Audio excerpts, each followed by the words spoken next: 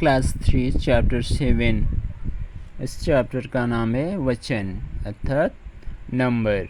ठीक है, इस चैप्टर में हम लोग देखेंगे नंबर अथवा वचन किसे कहते हैं। ठीक है, आइए हम सभी देखते हैं। यहाँ पे मेघा की अध्यापिका ने सभी बच्चों को कुछ विषयों पर दो दो पंक्तियाँ लिखने को कहा। मेघा ने उन्हें चित्रों के साथ कविता के रूप में लिखा है। आइए पढ़कर देखते हैं। यह है प्यारा एक सितारा, लगता है या तो ध्रुव तारा। हिंदी की पुस्तक ले आओ, नई कहानी रोज सुनाओ। लड़की है हर घर की शान, लड़का लड़की एक समान। आसमान में कितने तारे टिमटिम चमक रहे हैं सारे। पुस्तक लाई नानी जी, पढ़कर बनो सयानी जी। लड़कियां पापा की प्यारी है, मम्मी की राज दुलारी है।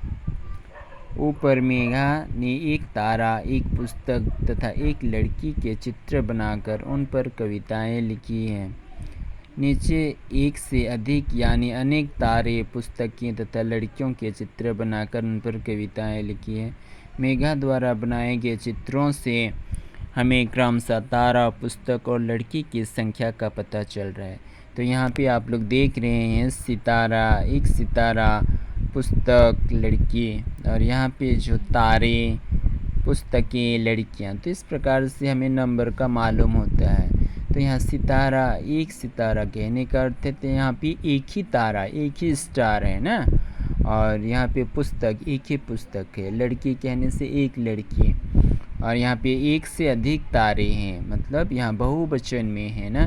इसको कहते हैं एक वचन, मतलब एक ही है। और यहाँ पे एक से अधिक, इसको बहुवचन एक से अधिक है। जैसे पुस्तक से पुस्तकें, लड़की एक थी, यहाँ पे एक से अधिक यानी दो, इसको लड़कियाँ कहेंगे।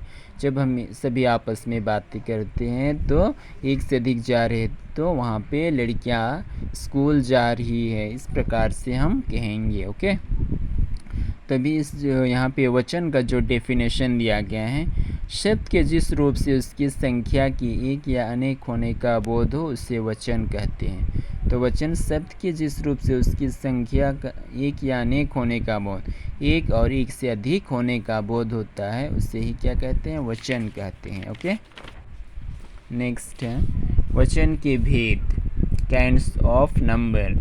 तो वचन के दो भेद होते हैं, एक वचन और बहुवचन।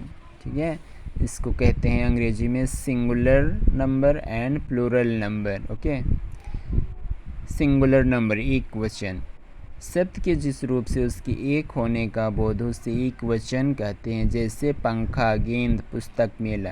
यहाँ पे सिंगुलर नंबर, सिर्फ एक ही वचन, एक ही चीज़ का बोध हो रहा है। पंखा कहने से हम एक पंखा, पंखे बोलने से हम लोग बहुत सारे पंखे का अनुभव करेंगे। ठीक है, गेंद बोलने से एक गेंद, बहुत सारे गेंदे। पुस्तक, पुस्तकें, अगर पुस्तकें बोले तो बहुवचन हो जाएंगे। तो यहाँ पे पुस्तक एक का बोध हो रहा है। ठीक है, नेक्स्ट है प्लूरल नंबर, बहुवचन। शब्द के जिस रूप से उसकी एक से अधिक होने का बोध हो उसे बहुवचन कहते हैं। जैसे पंखे, गेंदे, पुस्तकें, केले आदि।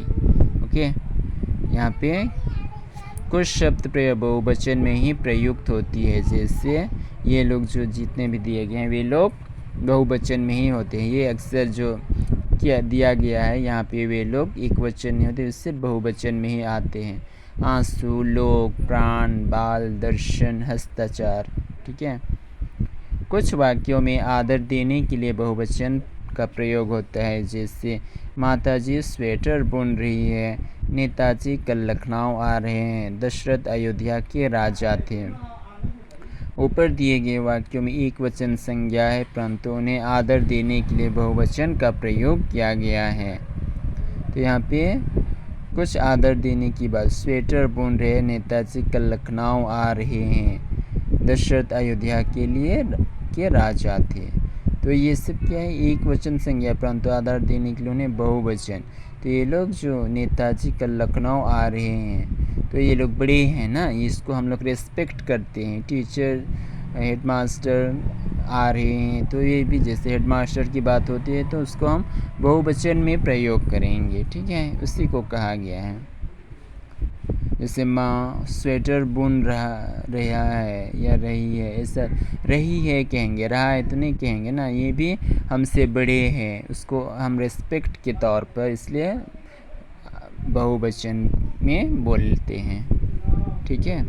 कुछ अन्य एक वचन शब्द तथा बहुवचन शब्द के रूप, एक वचन इधर बहुवचन, जैसे टोपी टोपियाँ, मछली मछलियाँ, इस प्रकार यहाँ पे जितना दिए गए हैं एक वचन से बहुवचन, उसको आप लोग अच्छी तरह से याद कर लीजिएगा। देखिए ओके, बहुत सारा दिया गया है, इसी में से एग्ज़ाम में क्वेश्चन में आ सकता है कि किस प्रकार से एक वचन से बहुवचन बनाया जाता है। ठीक है।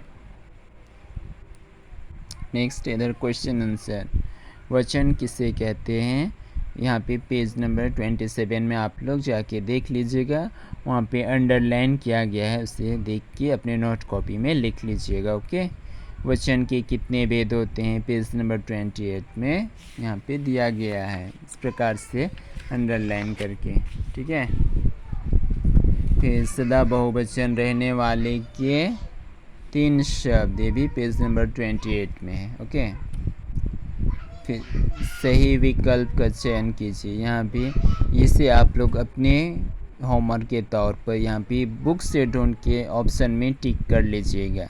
ओके, रीड करना, उसके बाद में यहाँ पे जो सही ऑप्शन है उसमें टिक कर लीजिएगा। निम्नलिखित शब्दों के बहुवचन एक रूप में लिखिए, जैसे यहाँ पे मैंने एक वचन का बहुवचन बना दिया हूँ, माला मालाएं, सेना सेनाएं, रोटी रोटियां, पौधा पौधे, केला केले, रुपये रुपया, यहाँ पे बहुवचन दिया गया है तो इधर एक वचन बनाना है। रुपये है, एक से ज़्यादा पैसे हैं, यहाँ रुपया है तो एक वचन इसका रुपया।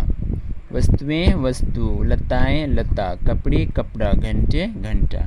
ओके, इसको होमवर्क के तौर पे कर लीजिएगा आप लोग। एक वचन बहुवचन शब्दों का रेखा खींचकर मिलान कीजिए, तो यहाँ पे कहीं कहीं पे एक वचन दिया गया है, जैसे माला का मालाएं, बहुवचन क्या है मालाएं, तो ऐसे मिलाना है। ठीक है, जैसे माला का क्या है मालाएं, इस प्रकार से मिलाना है आप लोगों को। ओके, निम्नलिखित वाक्यों में आए रेखांकित शब्दों के वचन बताइए, जैसे तोता मीठा बोलता है, ये क्या है एक वचन, यहाँ भी मैंने लिख दिया हूँ, उसे आप लोग देख के अपने नोट कॉपी में उतार लीजिएगा। ओके, इस प्रकार से दिया गया है। ठीक है,